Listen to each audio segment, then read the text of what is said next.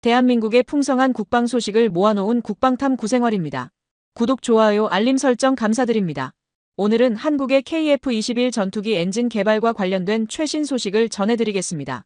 3월 16일 방산 소식에 따르면 KF-21 보람의 전투기의 양산 조립이 순조롭게 진행되고 있습니다. KF-21 전투기의 원활한 해외 수출을 위해 부품 국산화율이 예상보다 빠르게 증가하고 있으며 현재 국산화율이 70%를 초과한 것으로 확인되었습니다. 이와 함께 지속적인 기술 개발을 통해 해외 부품 의존도를 줄이고 생산 단가를 더욱 낮추는 것이 목표입니다. 전투기의 핵심 장치인 터보팬 엔진은 한화 에어로스페이스가 제너럴 일렉트릭사의 엔진을 도입해 사용하고 있으며 현재 80% 이상의 부품 국산화율을 달성한 상태입니다. 그러나 이는 여전히 미국 기술을 기반으로 한 엔진이기 때문에 대한민국 기술로 완전히 독자 개발된 국산 엔진이 반드시 필요한 상황입니다. 이를 실현하기 위해 한화 에어로스페이스와 두산 에너빌리티가 협력하여 전투기용 국산 엔진 개발에 박차를 가하고 있습니다. 자주 국방을 실현하기 위해 전투기 핵심 부품의 국산화는 반드시 해결해야 할 중요한 과제 중 하나입니다. KF-21 전투기의 국산화율을 지속적으로 끌어올려 2030년대 초반까지 높은 수준을 달성하는 것이 목표이며 국산화가 지연될 경우 운용 과정에서 필연적으로 다양한 제약이 발생할 수 있습니다. 하지만 한국항공우주산업카이는 부품 국산화, 특히 독자 엔진 개발에 전력을 다하고 있으며 엔진 국산화가 성공적으로 이루어진다면 대한민국 항공산업의 비약적인 발전과 함께 KF-21 전투기 사업에도 엄청난 도움이 될 것입니다. 더 이상 미국의 기술 간섭 없이 독자적으로 항공기 엔진을 개발하기 위해 추진 중인 한국형 엔진 개발 현황을 살펴보겠습니다. 그동안 대한민국은 미국 방산업체들의 오랜 기술 제한과 종속을 감내해야 했습니다. 한국항공우주산업카이는 미국 로키드 마틴과 협력하여 사업을 시작했지만 전자장비 개발 과정에서 심각한 난관에 부딪혔습니다. 우리 정부는 F-35 전투기 40대를 도입하는 조건으로 차세대 전투기 3차 사업에서 절충 교역을 진행하며 레이더를 비롯한 핵심 기술 이전을 약속받았으나 미국이 이를 갑작스럽게 거부한 것입니다. 특히 능동전자주사식 위상배열 A사 레이더, 적외선 탐색 추적 장비, 전자광학 표적 추적 장비, 전자전 장비 등 핵심 기술 이전이 전면 차단되면서 한국은 자체 개발이라는 험난한 길을 선택해야 했습니다. 하지만 한국은 기술적 한계를 하나씩 극복하며 독자 개발에 성공했고 이 과정에서 수많은 도전 과제를 해결해 나갔습니다. 그러나 이번에도 KF-21 전투기가 명실상부한 대한민국산 전투기임에도 불구하고 여전히 미국의 기술 통제에서 완전히 벗어나지 못하는 문제가 발생했습니다. 그 이유는 바로 엔진 때문입니다. 현재 KF-21 전투기에 장착되는 엔진은 미국 기업이 개발한 엔진을 국내에서 라이선스 생산하는 방식으로 제작되고 있습니다. 이에 따라 우리 정부는 국산 전투기에 외국산 엔진을 장착해야 하는 현실을 극복하기 위해 지난해 독립적인 엔진 개발을 공식적으로 추진하기로 결정했습니다. 한국은 KF-21 전투기의 양산을 앞두고 반드시 국산 엔진을 탑재하겠다는 목표를 설정했으며 이를 실현하기 위해 독자적인 엔진 개발 프로젝트를 철저히 진행하고 있습니다. 최근 KF-21 전투기에 대한 해외 수출 문의가 급증하면서 대한민국은 국산화 비율을 더욱 높이는 데 집중하고 있습니다. 특히 첨단 엔진 개발에는 최소 10년 이상이 소요될 것으로 예상되며 이 과정에서 발생하는 경제적 부가가치는 약 4천억 원에 이를 것으로 전망되고 있어 KF-21 전투기의 국산 엔진 개발이 반드시 필요한 이유 중 하나로 꼽히고 있습니다. 현재 국산 엔진 개발은 국내 대표 항공 엔진 제조업체인 한화 에어로스페이스와 두산 에너빌리티가 공동으로 주도하고 있으며 두 기업은 협력 체계를 구축해 독자적인 엔진 개발에 총력을 기울이고 있습니다. 불과 몇 년 전까지만 해도 한국이 전투기를 독자 개발하겠다고 발표했을 때 많은 이들이 회의적인 시각을 보였으나 현재 KF-21 전투기의 실물이 공개되고 양산 준비가 진행되면서 국산 엔진을 탑재한 시험 비행과 자체 엔진 개발까지 추진할 정도로 빠르게 성장하고 있습니다. 이에 대해 국내외 군사 전문가들도 대한민국의 항공기 개발 속도가 예상보다 훨씬 빠르다며 놀라움을 감추지 못하고 있습니다. 또한 KF-21은 우수한 선회 성능을 갖추고 있어 현재 한국 공군이 운용하는 그 어떤 전투기보다도 기동성이 뛰어나며 신속한 회피 기동이 가능합니다. 양산이 시작된 KF-21 전투기는 뛰어난 성능과 합리적인 가격을 갖추어 세계 방산 시장에서 높은 관심을 받고 있습니다. 현재 한국의 항공 엔진 산업은 한화 에어로스페이스가 기술 개발을 주도하고 있으며 세계 항공 산업을 선도하는 세대 기업으로부터 높은 신뢰를 얻고 있습니다. 더 흥미로운 점은 내년에 엔진 온도를 더욱 높여 2000켈빈급 소재 기술 개발이 완료될 예정이라는 것입니다. 이 사업은 우선적으로 두산의 차세대 가스터빈용 소재 개발을 목표로 하지만 이미 한화에어로스페이스와 두산이 엔진 개발에서 긴밀히 협력하고 있기 때문에 1900켈빈급 기술이 두산의 연구 사업에서 발전한 것처럼 2000켈빈급 엔진 개발 역시 충분히 기대할 수 있습니다. 한화의 엔진 개발이 성공하면 여러 방면에서 상당한 이점을 얻게 되는데 그 중에서도 가장 긍정적인 부분은 성능을 향상시키면서도 가격 경쟁력을 확보할 수 있다는 점입니다. 현재 KF-21 전투기에 장착된 F414 엔진의 가격을 살펴보면 전투기 제작비 약 970억 원 중 125억 원을 차지하며 항공기 전체 비용의 10% 이상을 차지하는 고가의 핵심 부품입니다. 즉, 완제품을 직접 수입하는 것이 아니라 라이선스 생산을 진행하고 있음에도 불구하고 상당한 비용이 소요되는 구조입니다. 그러나 이 과정에서 한국은 많은 기술적 노하우를 축적했으며 만약 국산 엔진 개발에 성공한다면 동일한 시간과 비용을 투입하더라도 더 저렴하면서도 성능이 뛰어난 엔진을 탑재할 수 있을 것입니다. 다만 한화에어로스페이스가 기술 개발 과정에서 상대적으로 취약하다고 평가받는 분야가 있었는데 그것이 바로 시험평가 시스템이었습니다. 최첨단 기술이 적용된 엔진을 제작하기 위해서는 설계 능력과 제조 기술뿐만 아니라 엔진의 안전성을 입증할 수 있는 시험평가 과정이 반드시 필요합니다. 그러나 이러한 시험평가를 위한 인프라를 단일 기업이 구축하려면 수조 원에 달하는 막대한 예산이 필요하기 때문에 사실상 단독으로 추진하는 것은 현실적으로 어렵습니다. 한화가 엔진 개발을 공식적으로 발표한 같은 날 정확히 같은 분야에서 경쟁에 뛰어든 기업이 또 하나 있었습니다. 그 기업은 바로 두산에너빌리티였습니다. 놀랍게도 두산은 한화가 직면한 시험평가 시스템 문제를 해결할 수 있는 기술력을 상당 부분 확보하고 있었습니다. 이를 기반으로 엔진 설계 과정에 직접 참여할 예정이며 한화보다도 훨씬 더 자신감 있는 태도를 보이고 있습니다. 그 이유는 두산이 걸어온 기술적 경로가 상당히 독창적이기 때문입니다. 일반적으로 항공 엔진 기술을 보유한 국가들은 먼저 항공용 엔진을 개발한 후 이를 기반으로 발전용 터빈 엔진을 제작하며 기술을 확장해 나갑니다.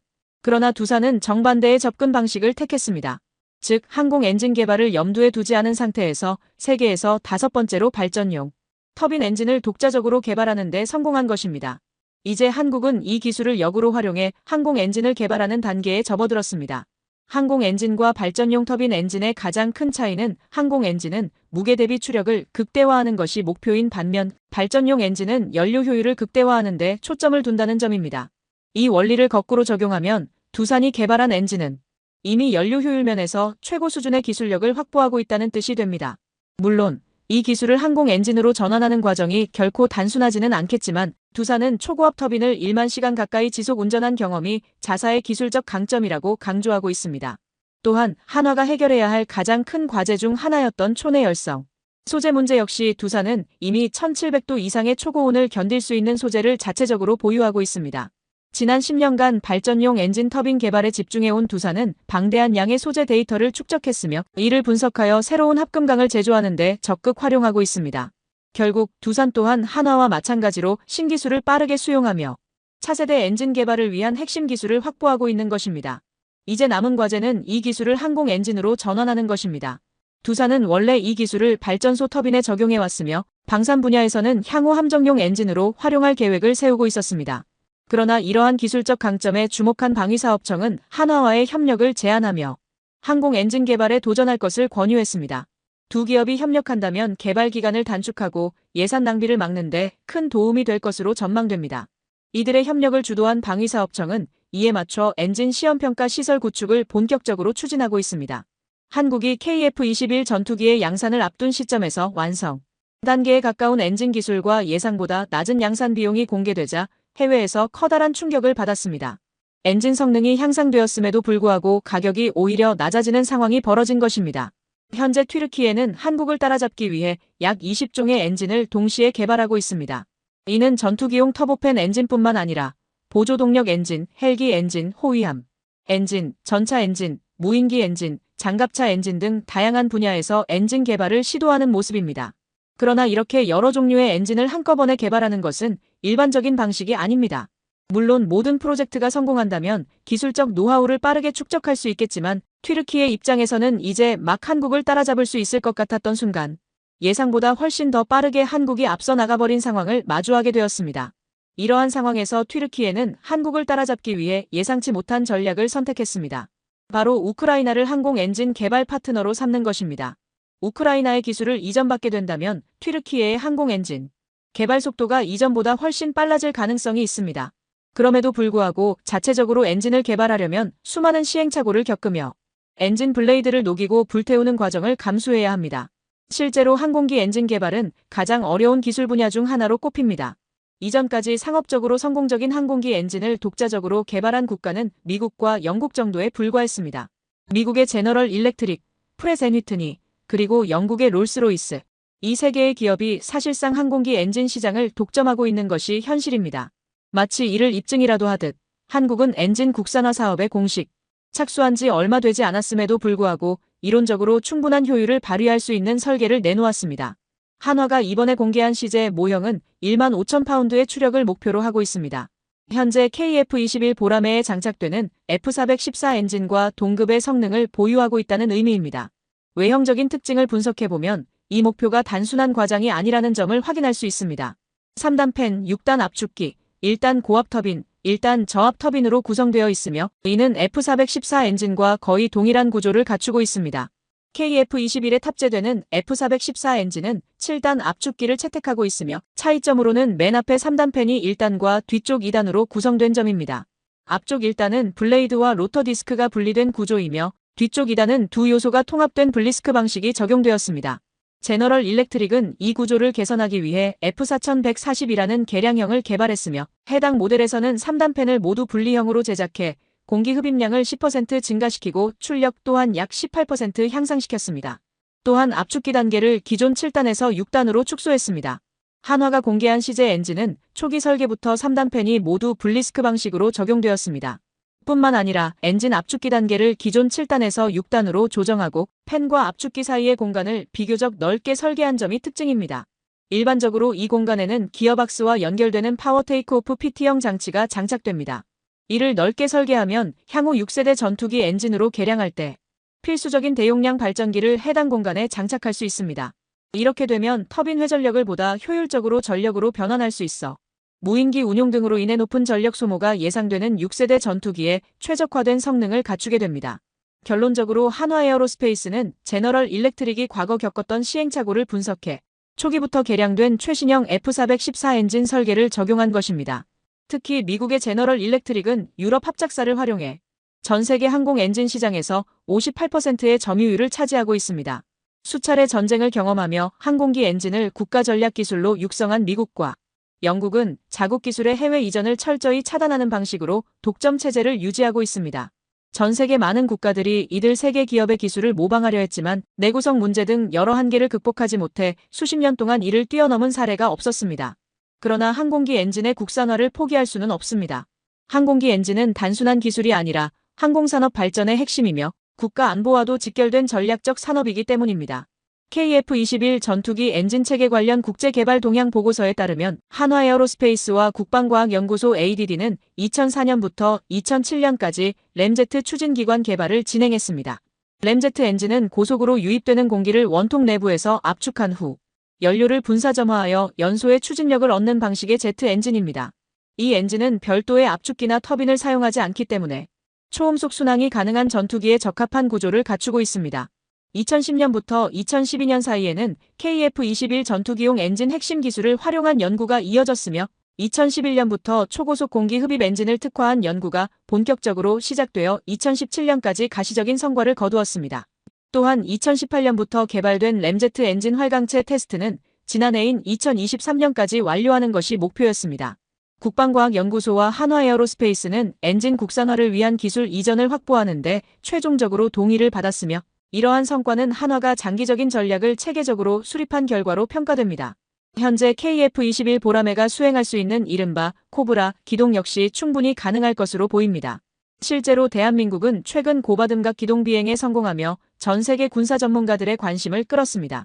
현재 KF-21 전투기에 장착된 고성능 엔진 덕분이며 현재는 추가 연구를 통해 3만 파운드급 출력을 갖춘 엔진 개발이 진행되고 있습니다.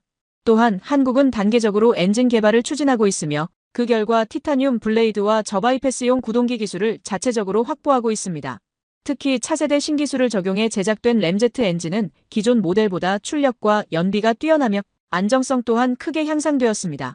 사업이 계획대로 진행된다면 한국산 엔진은 KF-21 블록 3부터 본격적으로 적용될 예정이며 중급 스텔스기 개발에서도 핵심적인 역할을 할 것으로 기대됩니다. 현재 개발 중인 국산 엔진의 출력은 18,000파운드 급으로 향상될 전망이며 이를 통해 6세대 전투기 경쟁에서도 중요한 역할을 할 것으로 예상됩니다. 6세대 전투기 개발은 높은 기술적 난이도와 위험 부담이 따르기 때문에 선진국들도 공동 개발을 선택하는 경우가 많지만 한국은 독자적인 개발을 기본 방향으로 설정하고 있습니다. 다만 현재 연구 인력 확보가 시급한 과제로 지적되고 있습니다. 주요 개발업체에서는 최소 800명의 연구진이 필요하지만 현재 확보된 인력은 그 4분의 1 수준에 불과해 아쉬운 상황입니다. 이 문제를 해결하기 위해 무기 생산과 개발 공정을 최대한 확장하며 연구 환경을 개선하는 데 집중하고 있으며 정밀 무인 공정을 도입하여 엔진 제작 과정까지 자동화할 계획입니다. 대한민국의 엔진 개발이 순조롭게 진행되는 가장 큰 배경은 한화 에어로스페이스가 오랜 기간 축적해온 기술력 덕분입니다. 한화가 총력을 기울여 추진하는 항공 엔진 국산화 사업은 두산 에너빌리티와의 협력을 기반으로 진행되고 있으며 국가 차원의 지원도 적극적으로 뒷받침되고 있습니다. 해외에서는 한국의 엔진 개발 기간을 약 10년으로 예상하고 있지만 이를 최대한 단축하기 위해 연구진들은 모든 역량을 집중하고 있습니다. 한화 역시 판버러 에어쇼에 참가해 자사부스를 운영하며 사업을 적극 홍보했고 이 소식은 전 세계적으로 큰 주목을 받았습니다. 한화가 공개한 엔진 프로토타입을 분석해보면 사실상 형상 설계가 거의 마무리된 상태와 다름없다는 점이 확인되었습니다. 엔진 개발의 필수적인 두 가지 핵심 기술은 연소 효율을 극대화하는 설계 기술과 연소 시 발생하는 초고온 고압을 견딜 수 있는 소재 기술입니다.